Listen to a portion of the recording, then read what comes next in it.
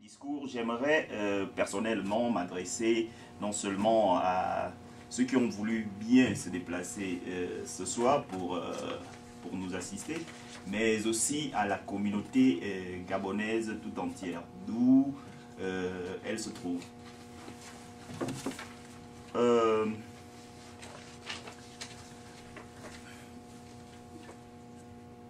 Mesdames, Messieurs, le Gabon va mal.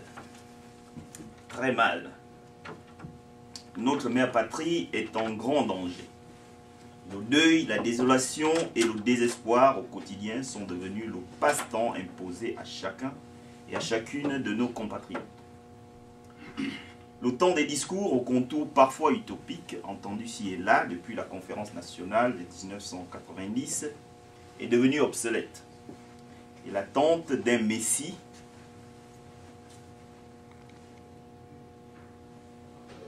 n'est plus à jour. Il n'y aura pas de sauveur providentiel. L'unité du peuple gabonais seul, et cela grâce à une prise de conscience commune et patriotique, nous permettra de nous débarrasser à jamais de ce régime tyrannique que nous imposent ces sorciers, perfides trompeurs depuis 1967. Année sombre et triste dans la jeune histoire de notre pays. Cette année marque en effet le début de la terreur que vit le peuple gabonais. À ce jour, 1967 est le commencement de toutes les souffrances endurées par chaque citoyen et résident du Gabon aujourd'hui. Elle est effectivement le début de la dynastie des Bongo et de tous les maux que connaît ce beau pays d'Afrique équatoriale.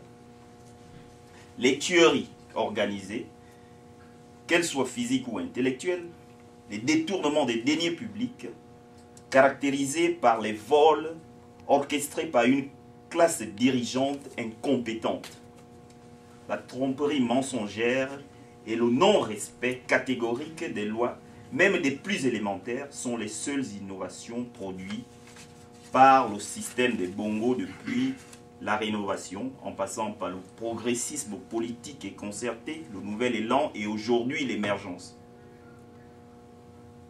Nous ne devons et ne pouvons pas laisser une famille dilapider le futur de notre pays sans rien dire. Trop c'est trop, comme cela se dit communément chez nous. Notre devoir à tous et à toutes, fils, filles et véritables amis du Gabon, est de se mettre ensemble et chasser ces tyrans de notre pays, comme l'ont fait les peuples tunisiens, égyptiens et libyens récemment. Justice et liberté pour tous, justice et liberté pour tout le peuple gabonais est notre combat. Parce que nous savons que dans une société sans justice, il n'y a point d'égalité et sans liberté, le bonheur est inexistant. Une opportunité nous est donnée ici, maintenant, et nous devrions la saisir d'où que nous soyons, avant qu'il ne soit trop tard. J'en appelle donc aux consciences patriotiques, aux esprits libres, de nous joindre afin de lancer un assaut final contre ces machiavéliques qui n'ont que trop privé le peuple gabonais. Donc c'était ce que je voulais dire avant que les uns et les autres n'interviennent. Et j'aimerais donc, après cela, appeler M. Oumba Henry pour son intervention. Si vous voulez bien applaudir pour lui. Donc je vais m'exprimer en anglais, lire ce discours pour ce monsieur, puisque la majorité des discours sont concentrés et axés sur le même point. Ce que nous allons dire sera dit de part et d'autre.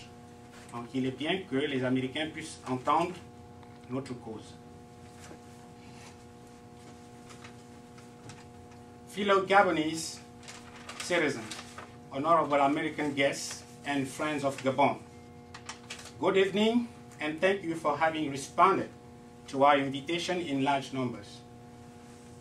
Our Insurrectionary Council urge you to share with us the pain that Gabonese people are going through under the dictatorship and ritual killings. We also call on you to help us fight those abominable and shameful practices which are killing our people. In this regard, we humbly ask you to stand up for a minute's silence to pay tribute to our compatriots whose deaths were precipitated by ritual killings. Can you stand up, please? Thank you. This country is now going through a most dangerous period of its history. The dictatorship that reigns supreme there is defying human rights and the sovereignty of our country in such a way that the politicians of the current regime assume the right to kill innocent people in the cruelest manner and compel the people to keep quiet through the police threats.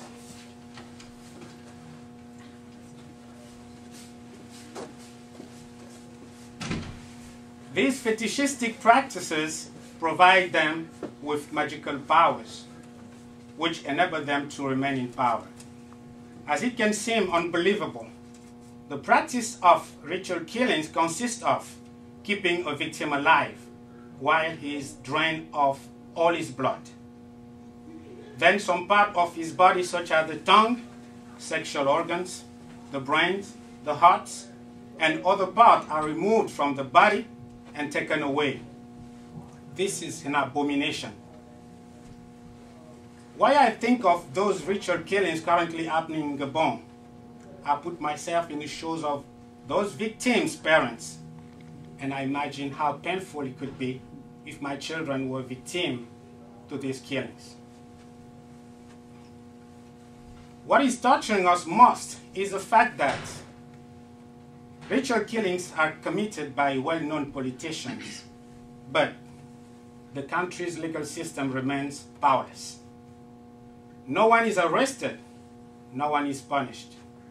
This means the right to life, to expression, to happiness, and to dignity is no longer a right, but a privilege, only enjoyed by the politicians of the current regime and their families. The danger is obvious. It is a daily threat for parents so that they are not allowed and they are afraid of sending their children to school because they may never return home alive as a result of an abduction or killing after classes. Life no longer has a meaning for Gabonese people. They live completely hopeless lives. They are terrorized by those who are supposed to protect them in such a way that they are now afraid of both living and dying. I've often tried to find out why the African's life expectancy is limited to 40 years. I came to the conclusion that dictatorship is a main contributing factor. As a matter of fact, African people are terrorized by their dictators, and this causes a paralyzing fear, which in turn causes an intense emotion, subjecting the individual to a prolonged stress, resulting to high blood pressure and other diseases, which led him to death. And I'm pretty sure my research is correct. After the Second World War, the United Nations had already prepared the Universal Declaration of Human Rights. Article 3 provides that each individual has a right to life. This law is included in the constitution of every country and provides that the life of a human being should always be protected in the same manner. This Declaration of Independence, or human rights, full of hope, leads us to wonder why this law is not protected in Gabon. My question is, if those ritual killings are allowed to go unpunished, why doesn't the United Nations award an intellectual property for those Gabonese politicians who have found a way to kill without violating the Declaration of Human Rights? We need the answer to this question. I will first address Gabonese people living in the United States. Dear compatriots, we can't remain indifferent to this genocide against the Gabonese youth, which systematically jeopardize the future of our country.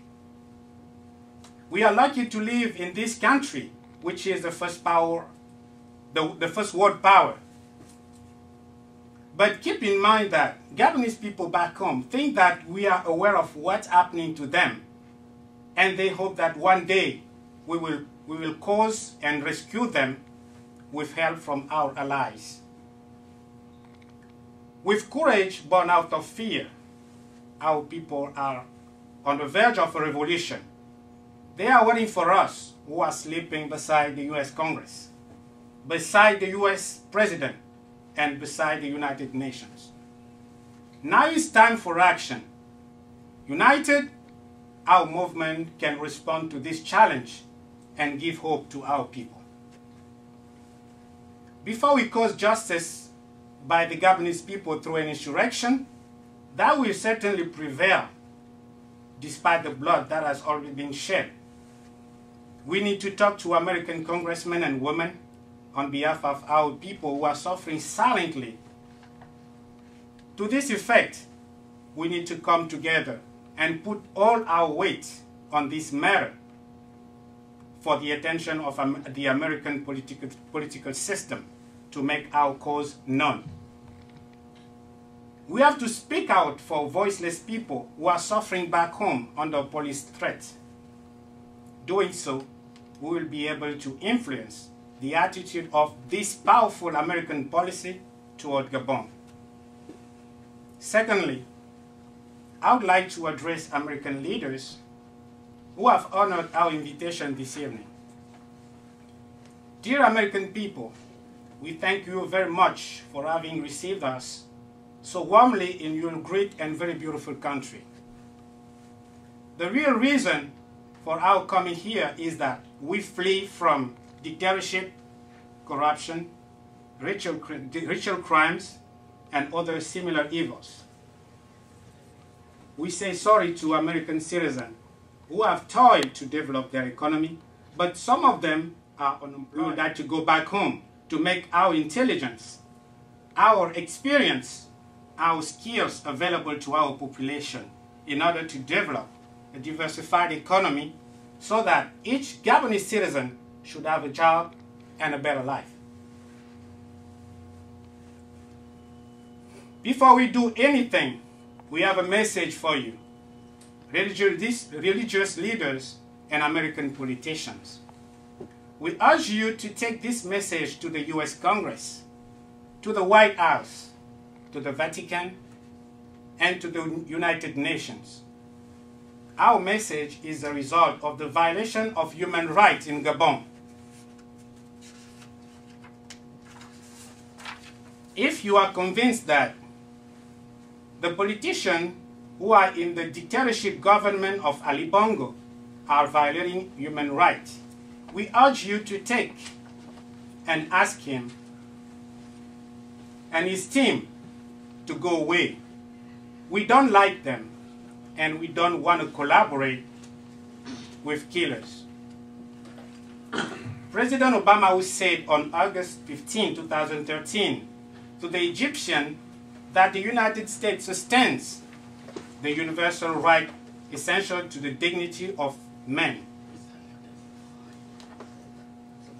including the right to demonstrate peacefully, had confirmed the position he had in 2011 when he succeeded in compelling the Egyptian president to relinquish the power. We think that it's a high time to do the same thing and take the same action toward the president of Gabon, Ali Bongo. Consequently, we African people are critical of the way used to overthrow African dictators. President Obama took the decision on the Egyptian president after thousands of people have been killed in the revolutions. we would like him to change his paradigm. Please, American President, don't let more innocent people die in the revolution.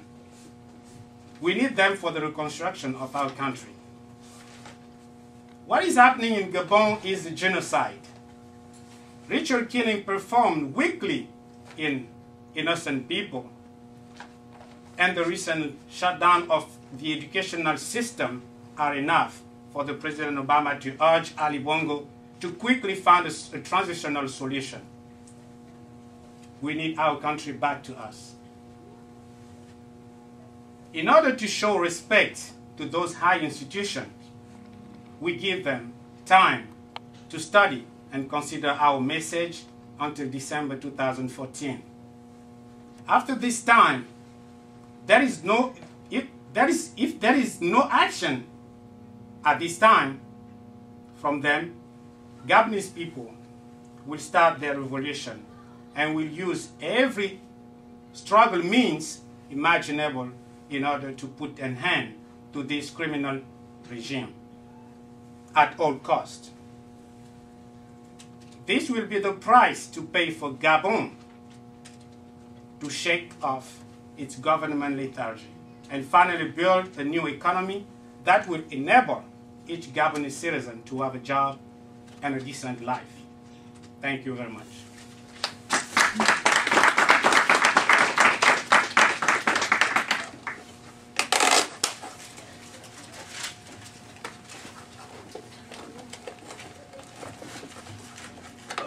Nous disons donc merci à M. Omba pour son intervention. Sans plus tarder, j'aimerais faire appel à M. Mbamani pour son discours. Si vous voulez bien applaudir pour lui, s'il vous plaît. Espérons que ça sera court.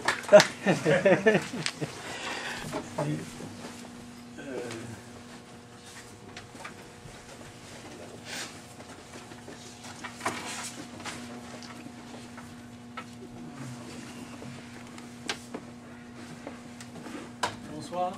Bonsoir. Good afternoon, sir.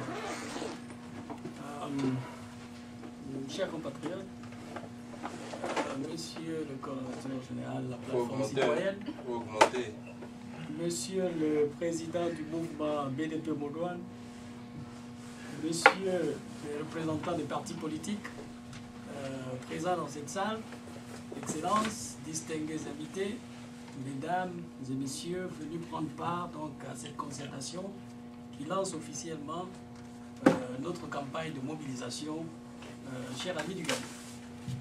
C'est pour moi un très grand plaisir de me retrouver ce week-end à Atlanta, dans l'état de Georgia, pour lancer nos activités.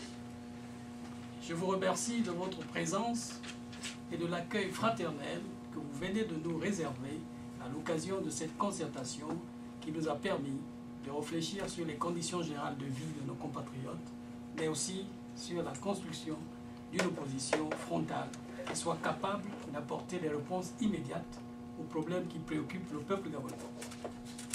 Je voudrais également profiter de cette tribune pour m'exprimer sur le climat politique malsain au Gabon au lendemain de la prise de pouvoir illégitime par Ali Bongo Ondimba en 2009. Mais avant de vous livrer donc la teneur de mon message, j'aimerais saisir la signification de cette assemblée qui consacre les efforts de la diaspora de s'organiser efficacement sur le terrain avec pour but de sortir le Gabon de l'immobilisme dans lequel il se trouve plongé depuis près de 47 ans. J'ai presque envie d'avouer que cela exige que nous nous démarquions de l'affrontement des idéologies par la bataille des groupes et des clans pour mettre à profit cette synergie des intelligences afin de rechercher la mobilisation de tous les ressources nécessaires à cette entreprise qui débute ici à Atlanta pour atteindre les objectifs qui sont les nôtres, à savoir la prise de pouvoir par tous les moyens. C'est pourquoi je me permets de vous inviter de laisser de côté toute critique stérile et toute autre forme de comportement hérité d'un système qui divise pour mieux régner en utilisant le culte de la personnalité pour distraire les Gabonais des vrais enjeux auxquels ils sont confrontés. Ce qui s'est passé à Port-Gentil, Mouila, Koulamoutou et Libreville avec la grève des enseignants et des élèves qui revendiquent les meilleures conditions d'études indique que notre pays va très mal par l'absence d'un État compétent et responsable pour apporter les solutions à la souffrance de nos compatriotes qui subissent les injonctions et la répression musclée d'un régime dont les méthodes mafieuses ne sont plus à démontrer. C'est le moment de lancer un appel patriotique en direction de toutes les forces vives de la nation qui militent pour un Gabon meilleur, de nous rejoindre autour de cette idée de changement par tous les moyens. Suivez mon regard. J'imagine que pour certains, le changement par tous les moyens est un concept vague. Mais pour ceux qui saisissent la signification de celui-ci, savent bien de quoi nous sommes capables d'accomplir ensemble pour l'avenir de notre pays. Avec votre permission, je précise que nous n'avons plus d'excuses de laisser les Bongo et le parti État PDG voler le vote des Gabonais en 2016, comme à l'accoutumée. Il est évident que le peuple gabonais réclamera sa souveraineté dans la rue par tous les moyens. Je dis bien par tous les moyens, ça voudrait simplement signifier qu'il n'y aura plus de peur ni de crainte d'affronter ce régime criminel et ses tentacules, mais plutôt, comme l'a souligné mon frère ici présent, on va maintenant voir qui est plus sauvage ou qui est plus bandit que qui. Cela suppose que nous ne tolérons aucune forme de violence venant des Bongo ou de leurs acolytes, ni l'intimidation ou dissuasion de quelques armées ou milices qui s'inscriraient dans la logique de la répression pendant et après les élections présidentielles de 2016 pour un quelconque soutien à ce pouvoir au nom des intérêts économiques. J'affirme que le changement auquel chacun aspire ne saurait être possible sans la participation de tous. Et celui-ci n'est loin d'être l'affaire d'un seul groupe ou d'un seul clan, car personne n'a son monopole. Seule la combinaison des ressources regroupées autour d'un même idéal peut mettre fin à la dictature de ce pouvoir machiavélique qui excelle dans la corruption, le mensonge, la délation, la manipulation, les fausses promesses, les crimes rituels, les assassinats et la récupération politique pour distraire l'opinion internationale. Notre présence à Atlanta marque donc un virage décisif vers ce que je considère d'un projet ambitieux compte tenu des avantages et des inconvénients que celui-ci présente en amont au regard de ce qui nous attend en aval, c'est-à-dire la barbarie et l'arrogance d'un régime criminel en partie responsable de l'exil de nombreux compatriotes éparpillés dans le monde. Et aussi des souffrances endurées par le peuple gabonais depuis Omar Bongo le père à Bébé Bongo l'adopté maintenant. Pour reprendre les mots d'un grand homme africain, je signale qu'il n'y a pas de dignité sans liberté. Comme vous le savez, nous préférons la liberté dans la pauvreté à la richesse dans l'esclavage.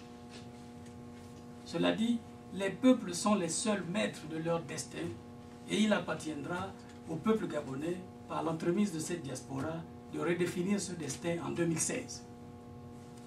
Le rendez-vous d'Atlanta que je place sous le signe de l'espoir et avant tout la réponse du berger à la bergère le 17 août dernier à la nation du docteur Mengara. Comme vous le savez, il reste l'un des rares opposants à avoir dit non à la corruption d'Omar Bongo pendant que certains croque-mitaines ont choisi l'opulence à l'esclavage en acceptant le partage du pouvoir à la place du bien-être des Gabonais et du progrès de notre nation. Je lui concède ce privilège et tire solennellement le chapeau en me permettant de penser qu'il y a encore des Gabonais intègres et dignes sur qui nos espoirs reposent pour mettre en exécution le projet qu'il nous propose, qui est à mon avis l'unique prospective à un changement véritable dans notre pays. La concertation d'Atlanta marque donc le commencement d'un long processus qui va nous conduire à travers les États-Unis, l'Europe, le Canada et avant d'atteindre le Gabon, dont le but vise à mobiliser tous les Gabonais et Gabonaises qui partagent le plan et les stratégies définies par le BDP Boudoir, mais aussi celles définies par les autres organisations de la société civile et l'opposition qui qui militent dans le même sens, qui sont des atouts indéniables à la démarche que nous envisageons pour défaire le régime criminel de Bongo. Je n'ai donc pas besoin de vous rappeler les attentes et les espoirs du peuple gabonais placé en cette diaspora afin que celle-ci joue pleinement son rôle de troisième voie par son appui aux efforts consentis dans la lutte qui l'oppose au système Bongo.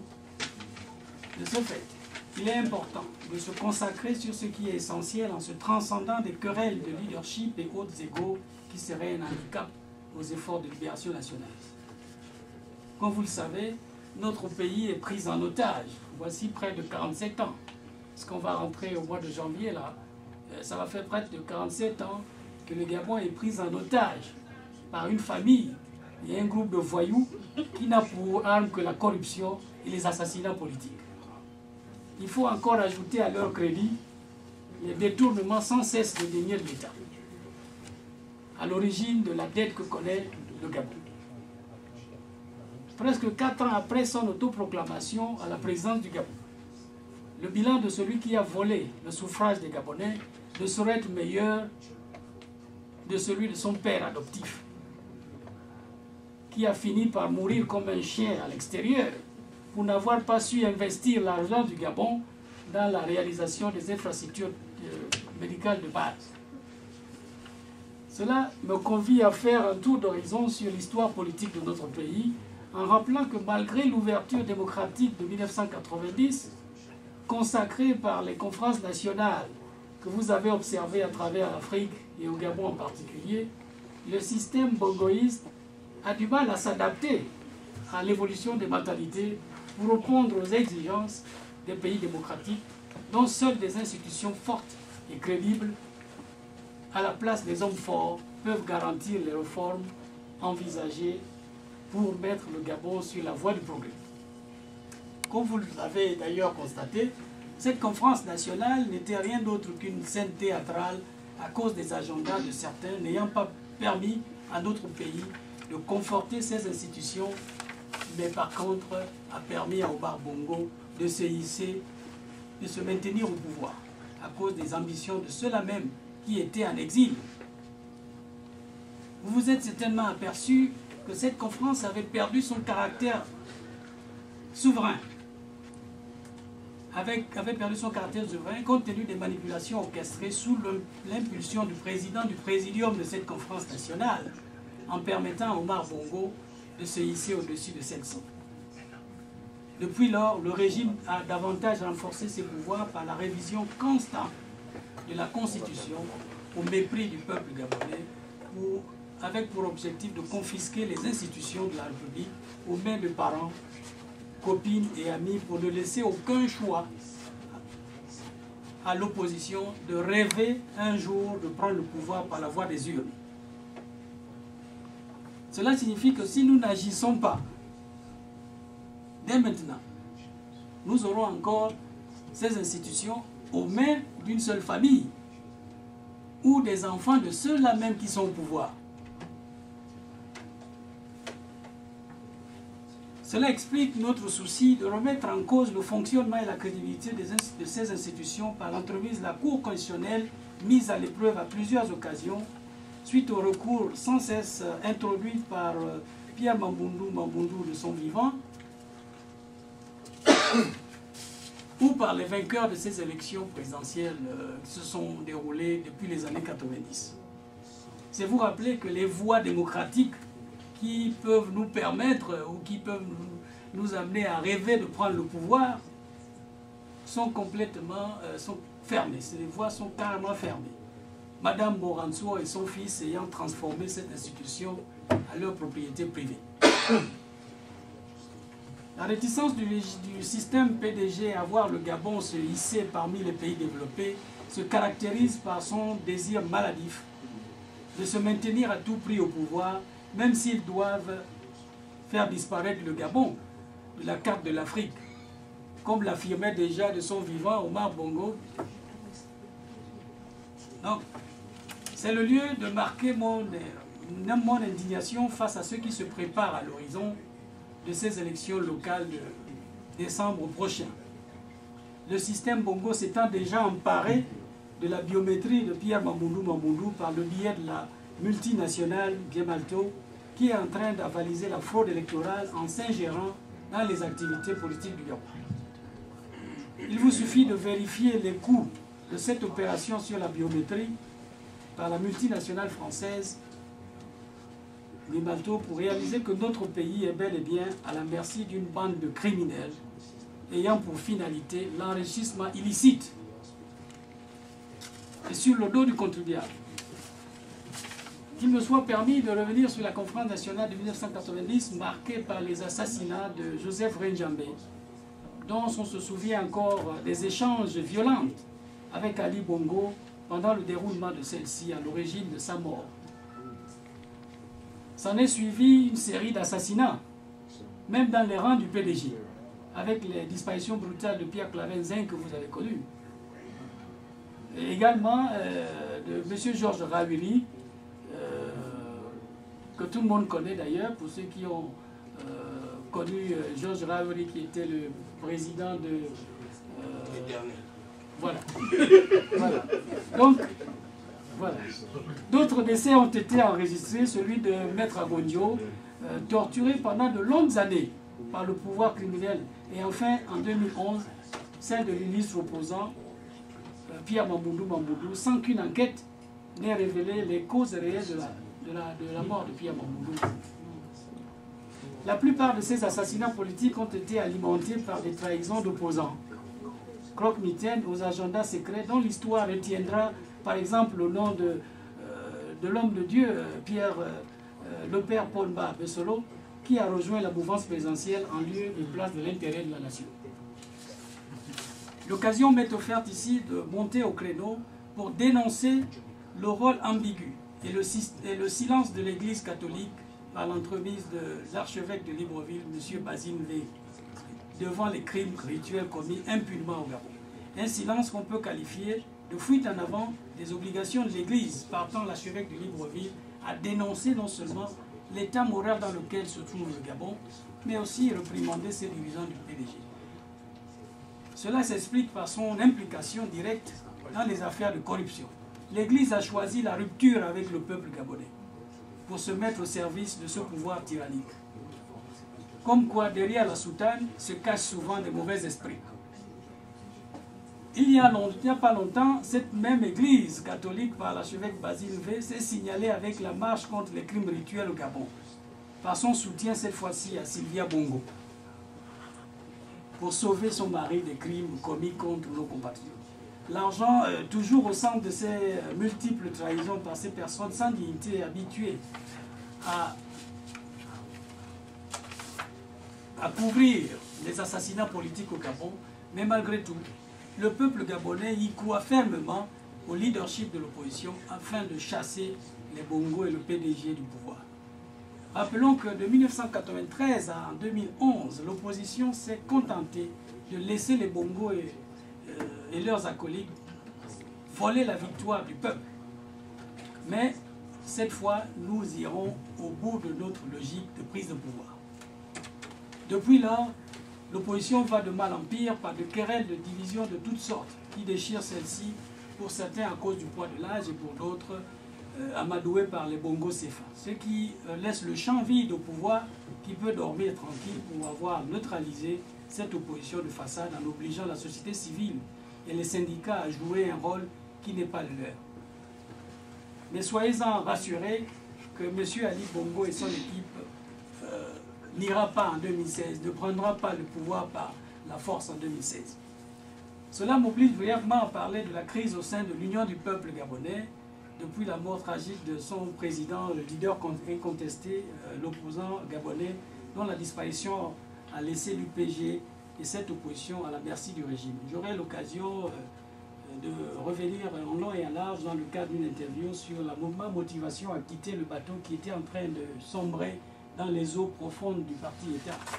Mais sachez que le bureau de l'UPG-UEC, par ma voix, a refusé d'être pris en otage par un groupe de sous-marins vicieux, de connivence avec le pouvoir criminel des Bongo. C'est vous dire que l'on mesure avec exactitude l'adversaire qui est en face, qui vous connaissez mieux que nous, au moment opportun, nous lancerons une mise en garde contre toute réaction violente qui nous sera imposée par ce pouvoir criminel le moment venu au Gabon.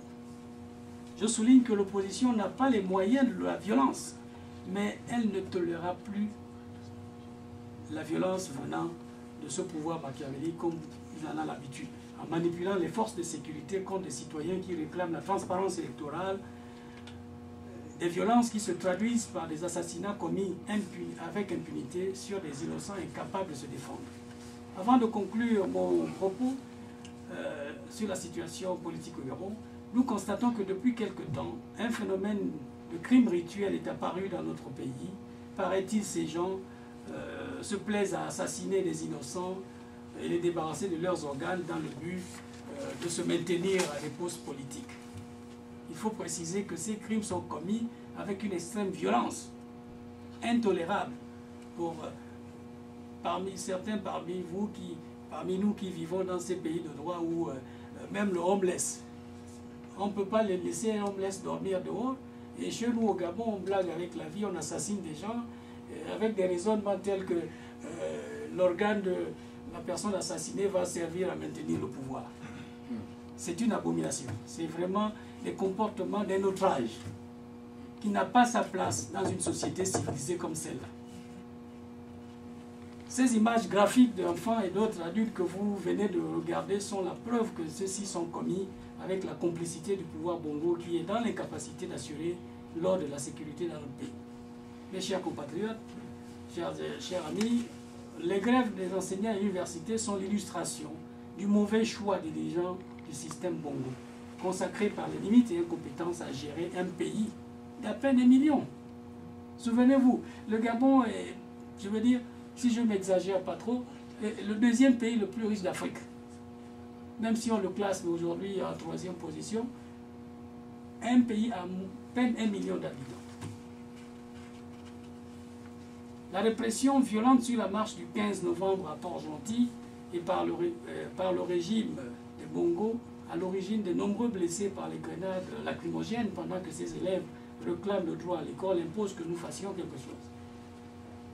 Et nous avons la possibilité de faire quelque chose avant qu'il ne soit trop tard. C'est pourquoi j'interpelle les compatriotes des forces de sécurité et de défense à faire preuve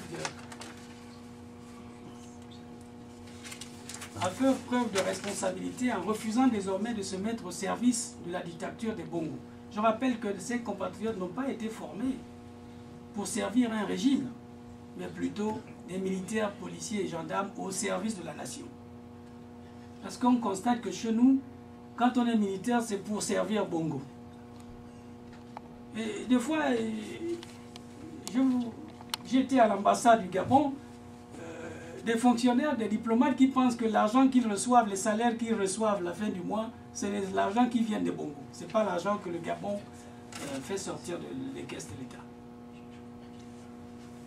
La notion de la République doit guider ces hommes habillés en tenue militaire dont le rôle est de défendre les limites territoriales du Gabon et la protection des citoyens à la place de la terreur qu'ils font subir à leurs propres compatriotes. Nous voulons une armée entièrement républicaine pour répondre aux défis auxquels nos pays font face. Il y a quelques jours, un compatriote me faisait part de son souci de ne plus trouver le sommeil dans sa propre maison à cause de l'insécurité grandissante et la terreur qui règne désormais au Gabon. Alors on nous fait comprendre que maintenant le régime est allé chercher les Ouest-Africains pour dealer avec les Gabonais. Donc dans votre propre maison, vous n'avez plus sommeil parce qu'ils viennent vous tuer même jusque dans votre maison. On a affaire à qui? On a affaire à des êtres humains ou bien on a affaire à des animaux qui nous dirigent? Il est temps que nous nous réveillons, que nous prenions conscience de la gravité de la situation au Gabon. Même si c'est nos propres parents. Moi qui vous parle là, j'ai des parents qui ont dealé avec Bongo. Mais j'ai préféré la rupture avec eux parce que je pense que autant être pauvre que d'être un esclavage. C'est quoi dealer? Dealer, c'est quoi? C'est-à-dire que j'ai arrêté parce que eux ils pensent que être contre les Bongo, faire l'opposition, c'est mettre en danger leurs intérêts avec le régime. Ouais. Donc, on va d'incapacité à l'incohérence. Vous observerez que les Bongo s'est lancé dans une campagne, dans une vaste opération de destruction de maisons à Libreville. Et ailleurs, sans même s'assurer des conditions de relogement de ses compatriotes. Mon propre frère m'a appelé, il paraît qu'ils sont allés marquer, ils sont allés mettre là-bas qu'il doit déménager. Mon frère a investi plus de 50 millions de francs CFA. Alors Ali Bongo lui dit, tu dois enlever ta maison ici, il ne sait pas où il va aller, et combien on va lui rembourser. Un pays, un État ne se gère pas comme ça. Avant d'enlever des gens dans un endroit, il faut d'abord s'assurer qu'il y a déjà une zone qui a été prévue pour loger ces gens-là, et il faut les indemniser en fonction de ce qu'ils ont dépensé. Et tout ça, il y a d'abord une expertise qu'il faut faire. Et vous voyez qu'on a en face de nous des voyous, des bandits de grand chemin. Comment voulez-vous respecter ces gens? Nous avons beaucoup de mépris pour eux. Ce ne sont pas des gens à respecter. Les vestes qu'ils portent là, ils achètent avec votre argent. Donc, mes chers compatriotes, voilà ce que j'avais à vous dire pour ne pas être long. Et je lance encore un appel à tous les Gabonais qui sont dans la diaspora. Que chacun prenne conscience. J'ai dénoncé à l'ambassade du Gabon, à votre ambassadeur, en leur disant, mais les Gabonais qui sont aux États-Unis, là, il y en a qui ne peuvent pas aller à l'école. Pourquoi l'État gabonais, pour 1 million d'habitants, on ne peut pas donner aux Gabonais qui sont ici, à Atlanta même, des bourses pour aller étudier? Mais ils préfèrent venir vous manipuler avec 10 $, 20 $, et puis bon voilà, ils tournent le dos. Donc ce n'est pas des gens comme vous, comme moi. C'est des animaux. Je vous remercie.